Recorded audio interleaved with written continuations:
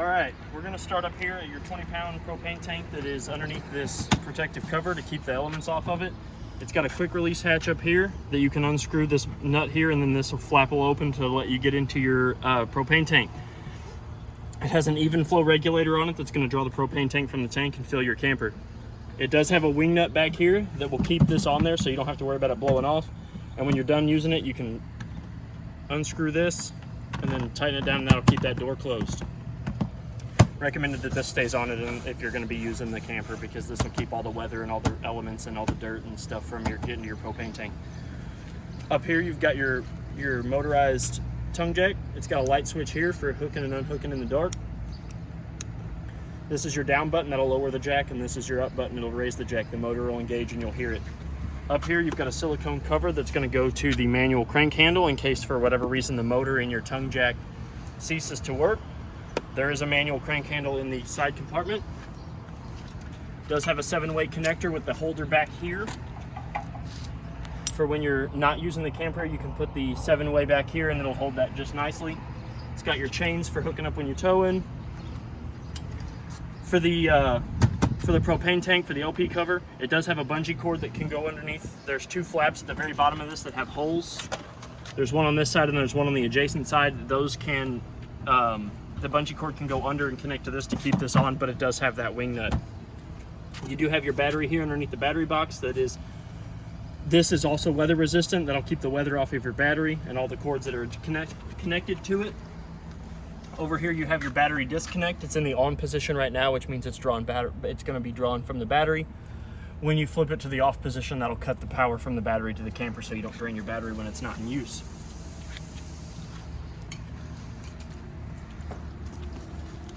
In this side compartment here, it is a pass-through, so it opens up all the way to the other side. These are going to be your Rhino racks for carrying boats and canoes and stuff on the top. It'll connect to the Rhino rack that you've got that's installed on the top of the camper. There's 2 of them. There's one in the middle of the compartment, and then there's this one here, and they just unscrew at the bottom. And then the Rhino rack feeds in through that, and then you tighten these back down, and that'll hold these up there. They sit upright like this. In this yellow net bag here, this is going to be your HVAC hoses and your heads. This unit is equipped with a internal vacuum cleaning system. We'll go over that when we get inside, but that's all your hoses, your necks, your units, and everything that's going to connect into that HVAC unit. This is your freshwater connection. You'll undo this, and then you'll use a hose and a pressure regulator. Highly recommended pressure regulator, because if you let most hoses just run in this without a pressure regulator, you have a chance of popping this line off and then causing leaks and stuff anywhere.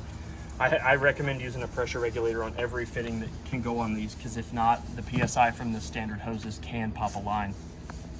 This is your city water connection for when you do not want to use your water pump, and then the campground and the site that you're staying at has provided you with water. This draws from your fresh tank. This is how you fill your fresh tank, and this is what you're going to use to fill that fresh tank. All 4 corners of your unit have a stabilizer jack. This is for stabilizing the unit only. This isn't for lifting and leveling. This is just going to keep the camper level while you're walking through it. It's going to keep it from kind of rocking from side to side or front to back. But these aren't used for lifting and leveling. There is a manual crank handle for these. I don't recommend using a drill on them. Just use the hand crank. It's a 3/4. It's a 3/4 inch socket that will go onto this, but that's what the crank handle's for.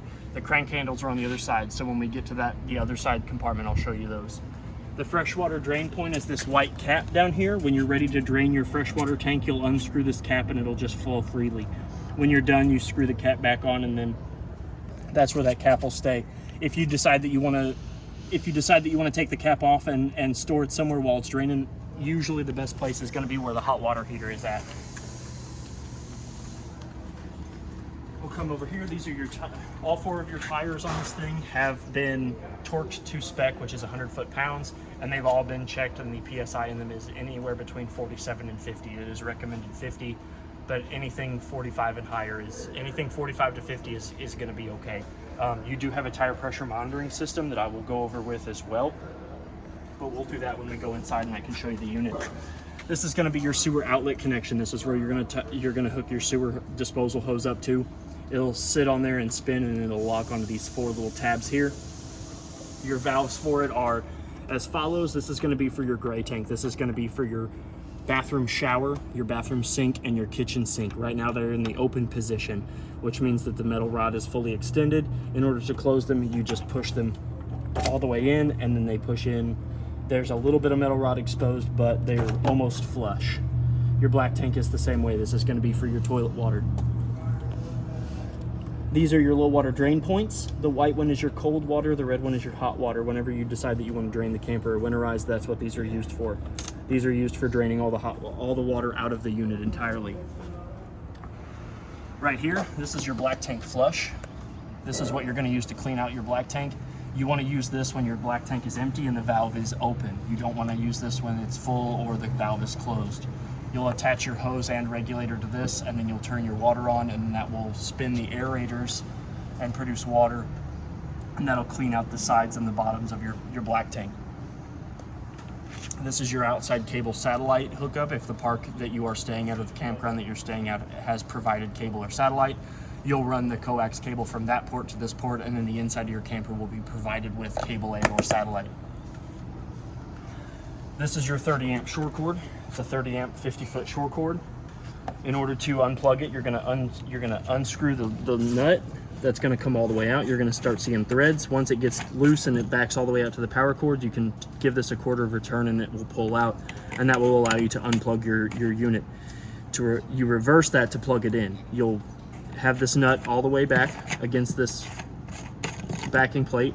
You'll push the plug all the way in and you'll give it a quarter a turn. That'll lock the power cord in, and then you tighten this nut back up. It is weather resistant and it will protect from the elements. So if it is raining, you can leave it plugged in. If you're washing the thing, you can leave it plugged in. It is weather tight. And then if you're not plugged in, you want to make sure that this is closed, so that way any sort of water or corrosion or critters don't get into there and mess up the electronics. You do have it is equipped with a ladder that gives you roof access. You can follow the journey at no boundaries at RVs. You are also equipped with a backup camera mount. If you wish to purchase a Fury backup camera later on in the future, you can hook it right there. Your spare tire has also been checked for the PSI on it. It is also at 50. It isn't torqued onto here. These are just wrench tight. You don't have to torque these. It just has to be able to keep the tire onto the spare tire mount.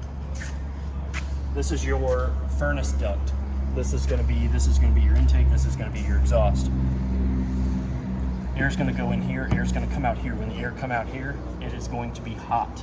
So if you have little ones, if you have pets, whatever, try to avoid them hanging out by this, because this is going to blow hot air out, and it does get hot enough to cinch hair. I do recommend that you put a mud dauber screen on this. It's a $20 aftermarket part, and it saves you from having to pay $140 an hour for us to go in here and fish the mud daubers out. There's something about the propane smell that drives them nuts, and it is worth its weight in an investment. This is where your license plate's going to go. It does have a light that when the unit is running, the light will shine and illuminate your license plate. You have a solar port on the side here. If you decide to get an additional solar panel to help power the unit, it'll plug in right there. Again, you have more of those stabilizer jacks. Again, I can't stress this enough. They aren't for lifting and leveling. They are for stabilizing it only. This is going to be your door. This is going to be your handle. And this is going to be your stairs, your entry stairs. We will get to that when we go back inside the camper. So, up here, this is going to be this is the vent for the stove and vent fan above the oven and stove. When you are in travel position, you want to make sure that you reach up in here and you push these tabs down. Sometimes you have to bend them just a hair to get them to stick, but you'll hear an audible pop, and that means that it is closed.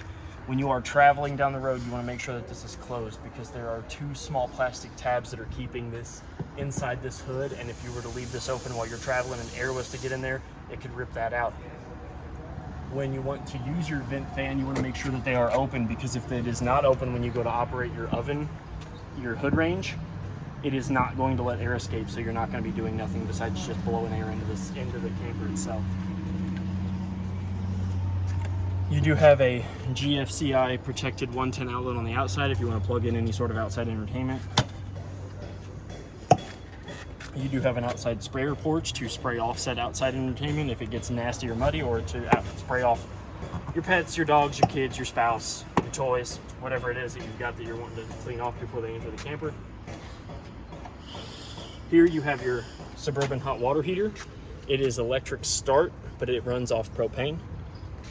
There is a switch on the inside that will turn it on. You will hear an audible click, then you'll hear a roar from this pipe here. This is where your pilot light's at. In order to operate this, it has to have water in it first. In order to check to see if it's got water in it, you're going to lift up on this little pressure release valve. It will spit air and it will pop. The popping sound is the pressure in the line escaping, and then when you see water start pouring out from this, that means that your hot water heater your tank is filled with water, and you are kosher to light it. You never want to light the thing when there's no water in the tank, for fear that the tank will burst and pop. And that's a no bueno. This unit is equipped with an outside griddle. It sits on the frame that's attached to the unit with this armed frame here. It locks into place with these 2 cotter pins. You'll pop these cotter pins out, and that will allow this black piece here, which is attached to the griddle, to slide off, and there's one on either side. And then when you're using the griddle, you want to make sure that this is locked in, and that keeps that griddle from sliding off for any reason, in case your steaks or whatever else sticks, in case you didn't use any butter or oil, you go to pull it off. If these aren't locked, this whole thing will fall out. It does have a drip tray, so you can collect your grease in case you want to use your bacon grease for something later on down the road. In order to light the thing, you will push in. When the gas is on, you will hear it. Once you get to light, you'll hear gas escaping the element there. You'll turn it over to light, and then you'll hear a click. That's the striker igniting. You'll need to do that a couple times, but if you want to get good gas flow, you'll press in, you'll turn to light, you'll hear a small hiss. That's gas escaping the griddle. Once you wait about 3 to 5 seconds of gas escaping, you can click it to light, and you'll hear it roar, which is the pilot light igniting, and then you'll hear the element heating up. You'll hold it onto high for 3 to 5 seconds, and then you can adjust it to the temperature that you need your griddle to be at. And it does have a propane quick connect hose? Yes, that will connect here. There's a female end to the quick connect hose. I'll get that real quick out of the side compartment, so we can go over that real quick. This is your LP quick connect hose. The female end here is going to be stopped with a silicone stopper. You're going to pull that out. When you're not using the hose, I recommend that you put the silicone stoppers back in, because that's going to keep dirt and debris from getting in here and building up on those bearings, which is going to cause a loose connection down here. Your female connection has a black PVC ring. You're going to pull back on that, exposing the ball bearings. When you have the ball bearings exposed, you're going to slide it over the male end, and you're going to seat it. When it can't go any further, you're going to let go of that. You're going to hear it lock.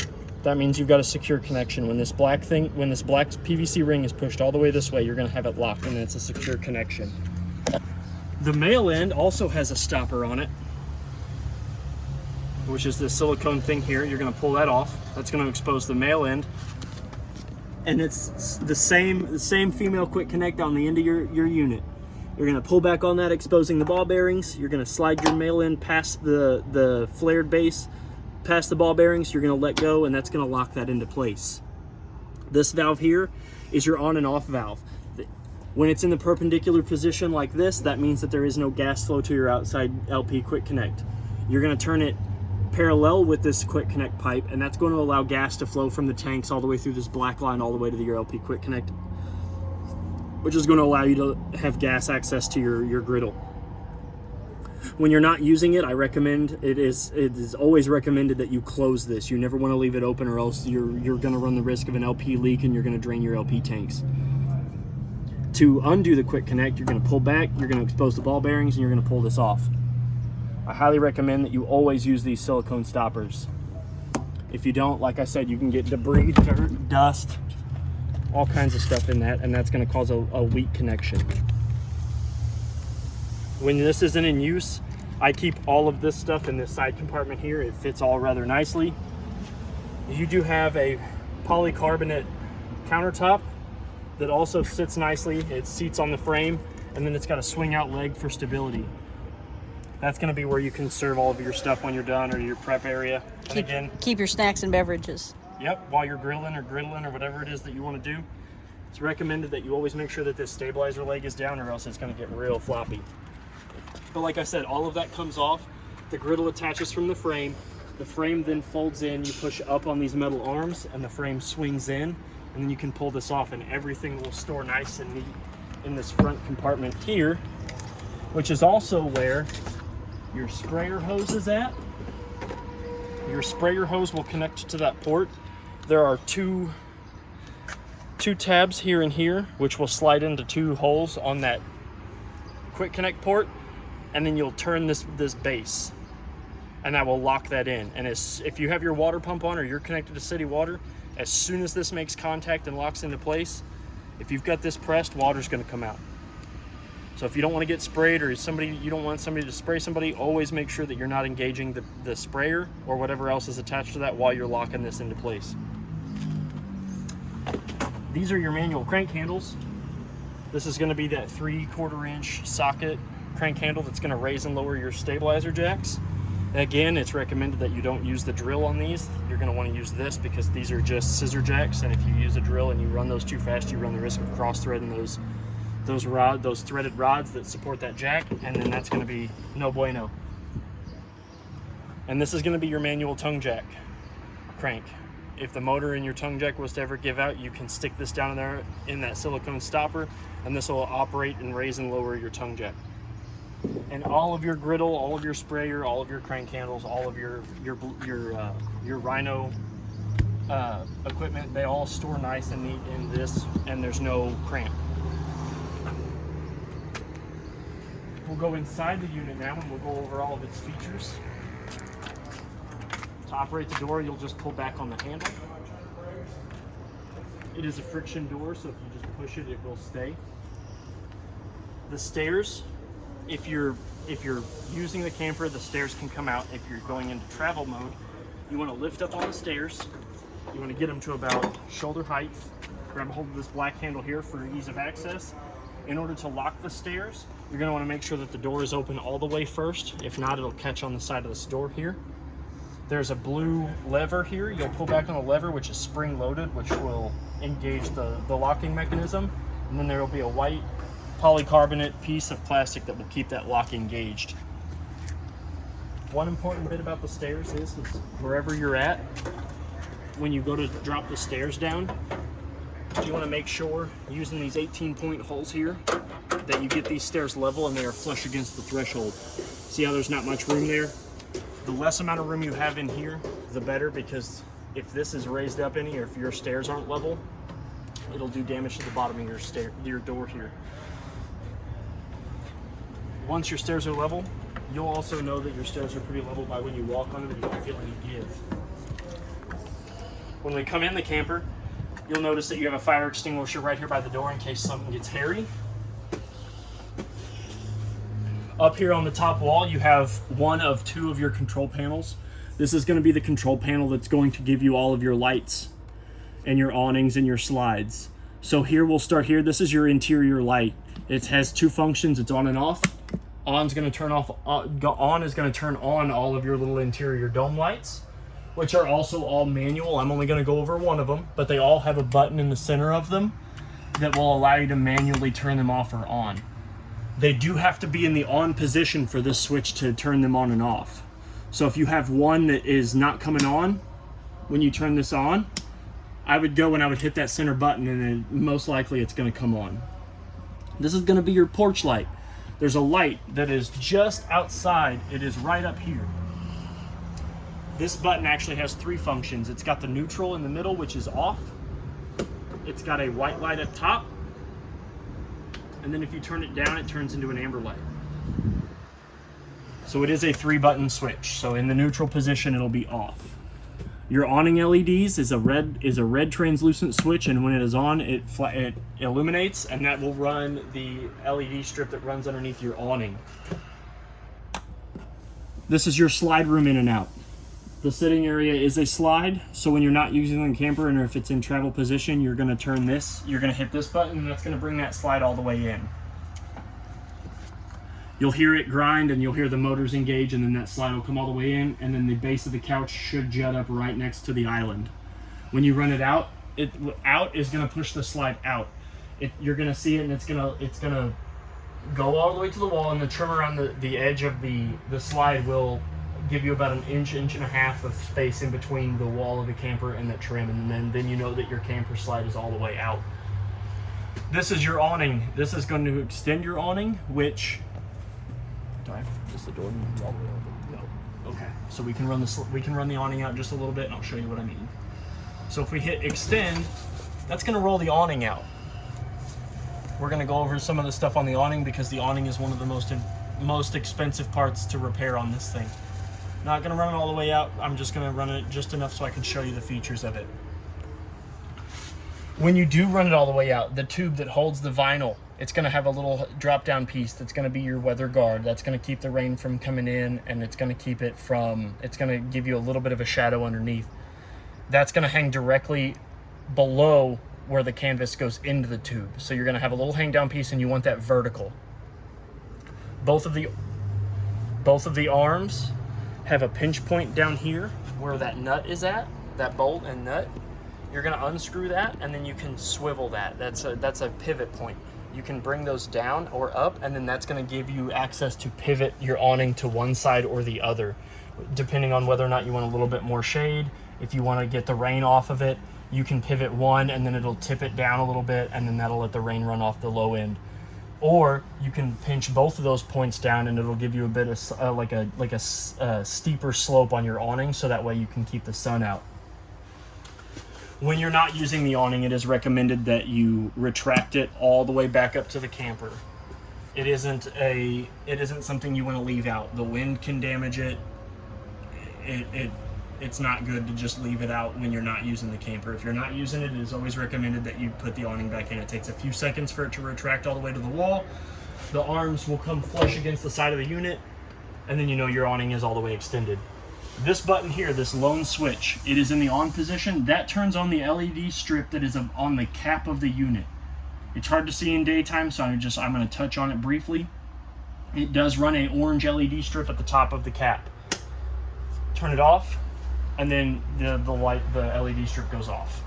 You do have two galvanized steel hooks here that are going to be used. They're going to be your heavy duty hooks for hanging keys, coats, whatever else. You do have a church key here on the wall in case you're going out to have some fun. Down here, you have an on and off switch that's going to turn on the LEDs in this little compartment here, which is where you can store the JBL wireless Bluetooth speaker that is provided, which is your sound system for the unit, or whatever else you want to put here to be illuminated. You do have a USB port here that's going to allow you to charge any of your electronic or multimedia devices. Up above, you have two lift top compartments for storage for pots and pans, whatever else you're going to cook with, your cups, your plates, whatever else. Your owner's manual with all of the paperwork and all of the operating manuals for all the appliances and or jacks and or suspension for this, and any owner's manual for this is going to be in this manila envelope here, along with your television remote. It is a Connex digital TV, so you'll be able to hook up any sort of multimedia to that. It is powered by Google, so you'll be able to Chromecast whatever else is that you're doing with your television. It all has that access, and the antenna has already been set up, so you should be able to just turn your television on and get your basic antenna channels. Your range is equipped with a fan, which, like I said, that vent fan on the outside has to be open for that to work effectively. And then your light switch here is going to turn on your single LED bulb that's going to be up underneath your range. You do have a glass lift top cook stove here. You're going to lift that up. That's going to show you your two burners. These burners are matchlight burners, so you're going to push and turn the knob into the flame that says light at the designated burner. You're going to hear gas escape, and you will have to use a lighter to light them. I don't recommend a cigarette lighter or a match. I recommend getting a kitchen lighter, one of the long stick lighters. Bic makes them. You can get several different varieties of them, but I recommend that so that way your hand is safely away from the flame when you go to ignite it. Again, you will hold down the knob on the light for about 3 to 5 seconds. You'll hear gas escaping. That's when you can light it. Never try to cook on this glass top, though. This isn't for cooking. Heat does not transfer through this, so you have to have this lifted up as a backsplash in order to cook on those burners. That's why these burners have guards on them. This is not a cooking surface. You do have a high point microwave down here. It's a convection microwave grill. It does come with a stand, so you can cook your pizzas or you can steam your veggies, whatever else is you want on it. It's not just your standard microwave. It is a convection microwave, so it can grill, it can fry, it can do all kinds of other things. It is energy efficient, so you don't have to worry about expending all of your energy of your battery and whatever just to cook a bag of popcorn. Down here is your road vac. This is your HVAC system that your unit has. You're gonna, in that yellow knitted bag in the off-door compartment, you're gonna have a hose that's gonna fit into this. This is just your cover door. You can open this up and that's gonna give you access to your vacuum port. You'll plug that hose in. Once you get the equipped head that you're wanting and you're wanting to clean this place up, once you're done, it's gonna get a little loud, but you'll step on this, you'll see the light turn on and that turns your vacuum on. You push down on that and your vacuum turns off. Pretty nifty. You do have a GFCI 110 outlet protected here, so you can plug in any sort of juicer, coffee maker, espresso, margarita machine, air fryer. I know those are really popular. And you don't have to worry about tripping anything. You do have two pull-out drawers here that are on sliding coasters. Easy access storage. They're easy shut, so they're not going to slam shut. Underneath here, you do have some storage down here for your dish towels, whatever else you want to put down there. Behind here, this is how you get into your water heater for winterizing and dewinterizing it. You're going to see an inlet for your hot water and an inlet for your cold water. You're going to want to turn those in the opposite direction to winterize and dewinterize. Those are going to, for winterizing, you're going to want to turn those knobs to the direction where they're not pointing towards the hot and cold sign. When you dewinterize it and you go to fill your hot water heater, if you don't get underneath there and turn those knobs, your hot water tank's not going to fill. So, and like I said when we went over the hot water heater, it's a bad plan to heat your water heater with there's no water in it, because all you're doing is heating pressure up. You do have a deep basin sink. It is equipped with a sprayer type faucet that has a button that'll go from faucet to sprayer. You've got cold water in the up position, hot water in the down position.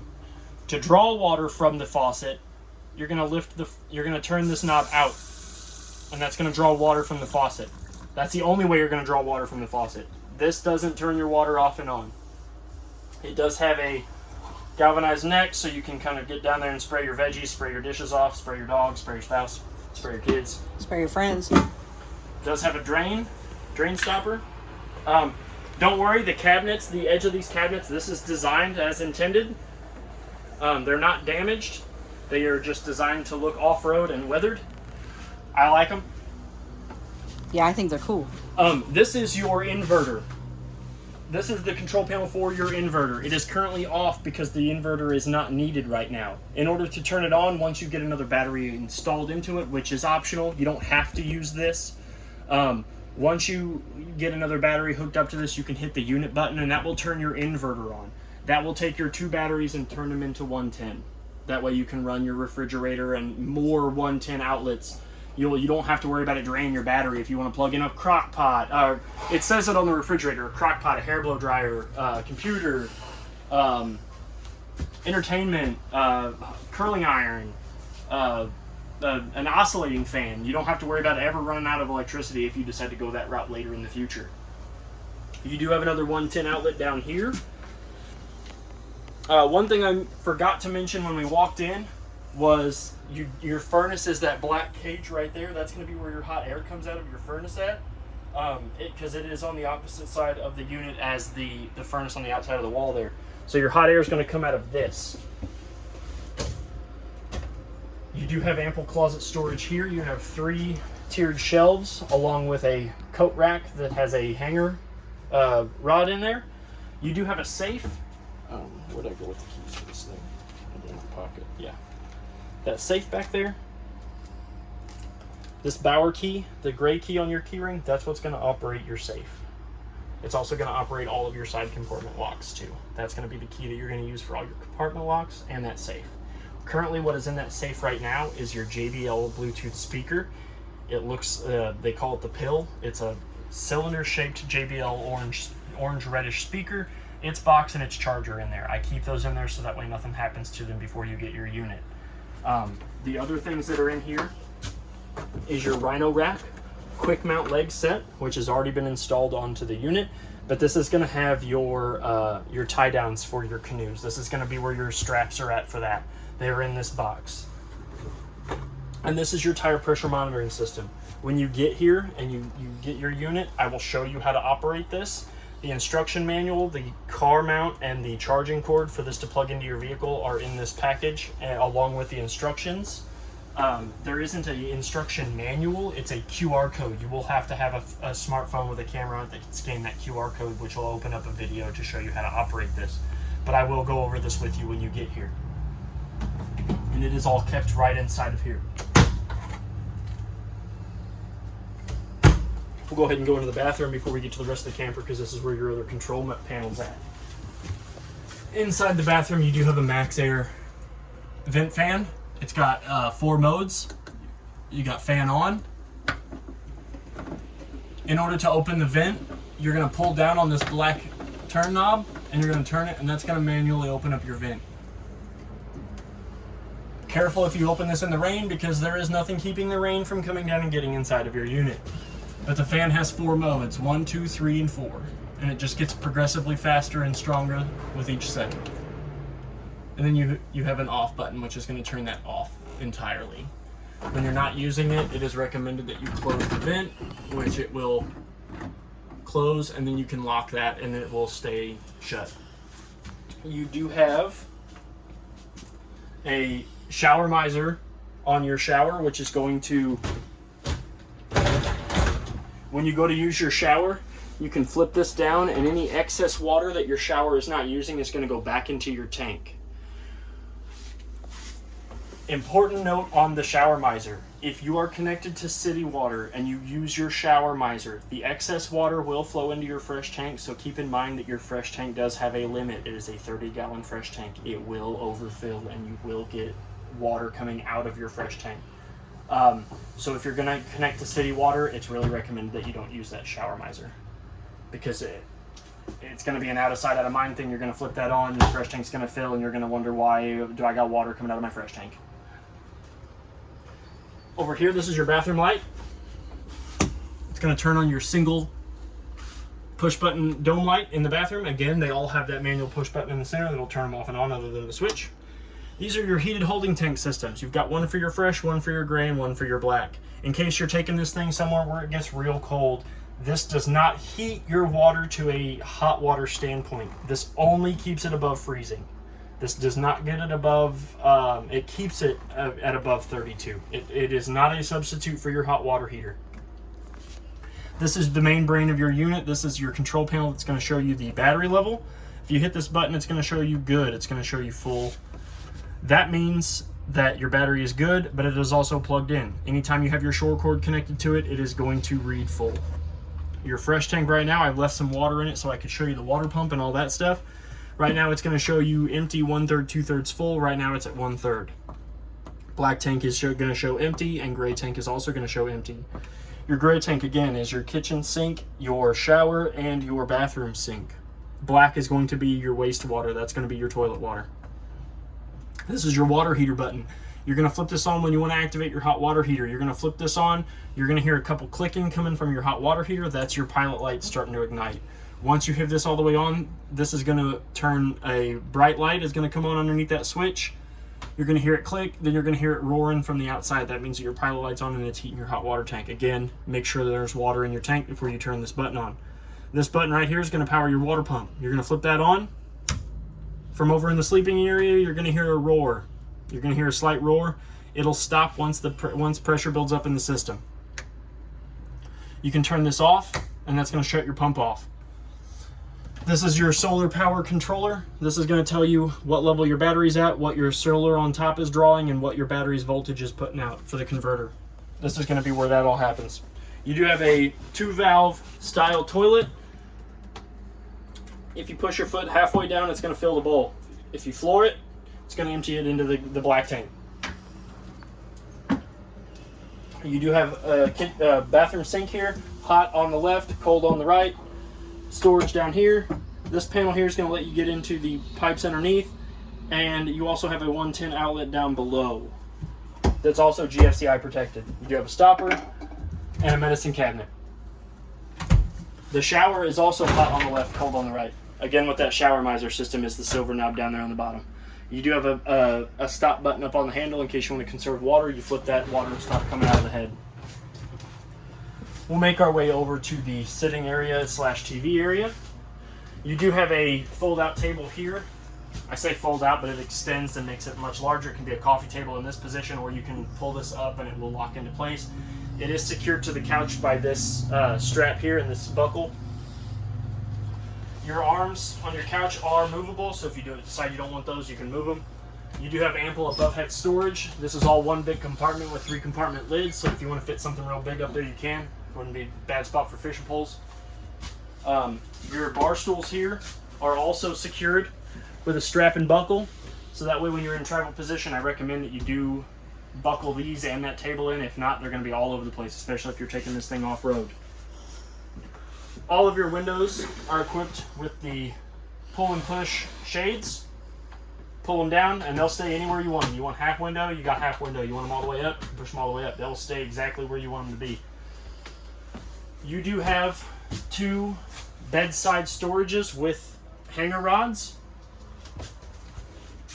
Move your TV box out of the way. They're both the same. And they're deeper down in the bottom, so you can hang like coats and other things and not have to worry about them being folded up. The light switch that's over here on the right side of the bed will actually illuminate both of those closet doors, so you can see what's going on in your closet. Below them, there is a 110 outlet, GFCI protected 110 outlet, and a USB port on either side. So that way, if you have any sort of CPAP machine or an alarm clock or your phone charged in the middle of the night, you want to do all that, you can. You've got ample places. There's plenty of storage up here. Be careful if you set anything in the back, though, it will fall down. These do stop in the back, but they don't go all the way to the wall. This bed folds down. In order to bring down your bed, pick up the bottom of your couch, flip it down, that goes flat. This is also a sleeping area. If you don't want to fold that down, you can sleep here too. In order to bring the master bed down, you'll pull this pin here. That'll let this platform fall. You bring your mattress down. Your mattress does have a crease in it. That's by design, so that way you can fold your mattress up. And that'll fold your master bed down. There is ample room over there for your phone and whatever else you want to keep over there. In case you want to hide some things while the bed's up, you don't have to worry about people finding it. And the good news is if something falls off the back, that's where it will end up. Yeah. You will be able to find it. You do have a fire escape window there that does open and push out in case of an emergency. Along with that pull-out push-up shade, it will stay in any orientation you want to put it at. In order for your bed to go back up, you just lift up the butt end of the mattress, throw it up against the wall, lift this platform up, and there's a bracket here with a large hole in it. You just make sure that pin goes back in there, and this will sit flush perpendicular to the couch. To get your couch back up and ready, you just grab the butt end of your couch, grab this, and that slides back into the sitting position. You do have a cabinet storage down here for throw blankets, throw pillows, whatever. Snacks. The one on this side, it's very important. This is going to give you access to your water pump for winterizing and dewinterizing the unit. You pull those 2 screws out, this panel will come out. You do have a bypass valve in there that will allow you to winterize the unit. You'll pull that hose out, you'll switch it to bypass mode, which is going to be parallel with the hose that you pull out. You'll sink that down into your antifreeze, and that will allow you to winterize and dewinterize the unit. It does have my 2 most important things that I tell people. This is your smoke detector. It's one of the 2 most important. Hold this button here, it's going to beep. Oop. Oh, I bet you. There we go. No? That's how you take it off. You'll line these 2 knobs up. You'll pull this down. It's got a battery in it. You'll line those 2 lines up, and then you'll twist it, and that'll lock that smoke detector in place. I'll replace that battery. Your LP, the other important one is this one down here. This is your LP detector. You're going to hit this button here. It's going to make an audible beep. You're going to see that light on. It's green. Green and no other light.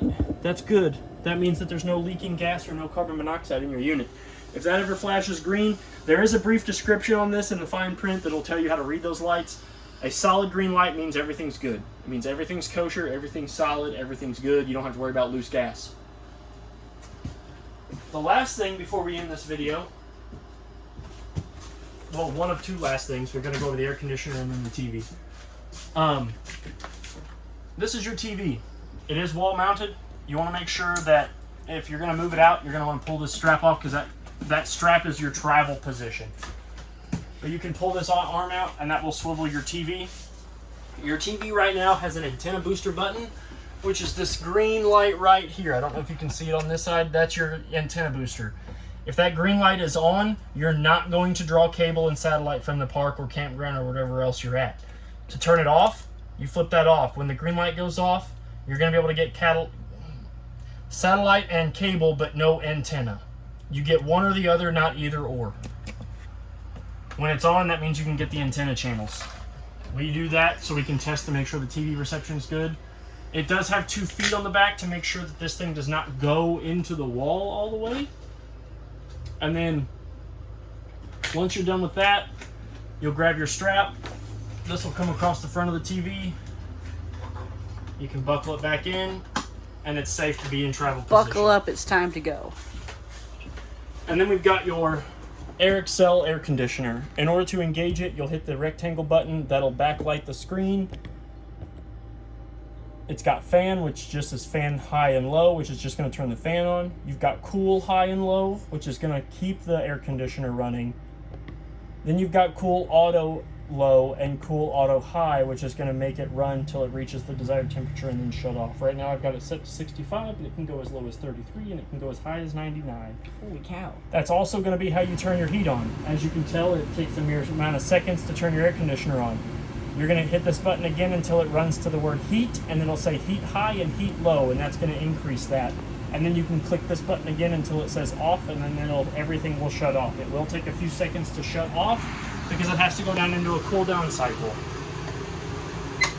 You do have a rather large 110 refrigerator that's already set to cold. I've turned it to the coldest setting so that way when you do come in, you get your camper, it is ready for you to store your snacks and your fun time in here.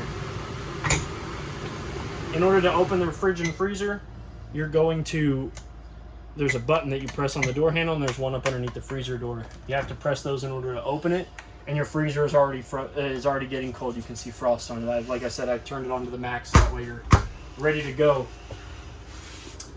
I think that's everything. We've got our... Oh, yeah, your circuit box. That's the only other thing I can think of. Fuse box and circuits. If your GFCI was to ever trip, this is where it's going to show you where it's going to trip. It's going to be probably this one right here. No, it's these 15 amp ones. It's going to be one of these 4 15 amp ones. They're not labeled. I had to dig through the user's manual to figure out which one it was. I'll probably try to get these labeled for you before you come and pick this up. But you'll flip that on, and if not, the outlet that's on the right side of the master bedroom has your test and reset buttons if your GFCI was to ever trip. If water was to ever get in any of your GFCI buttons, that's going to trip, and you can just reset that. Those are protected against the elements. That's what that GFCI stands for. And this is what your fuses are at. There'll be a red light next to one of these that is blown, so you'll have a chance to see which one is blown, and you won't have to go guessing. And then it's just a push button stop to lock and close that door back up. But I think that's everything in your camper. I'll be here when you come to pick this thing up, and if you have any other questions or concerns, feel free to reach out, call me anytime. My name's Trey, and happy camping and good luck. I hope you enjoy it. Thank you.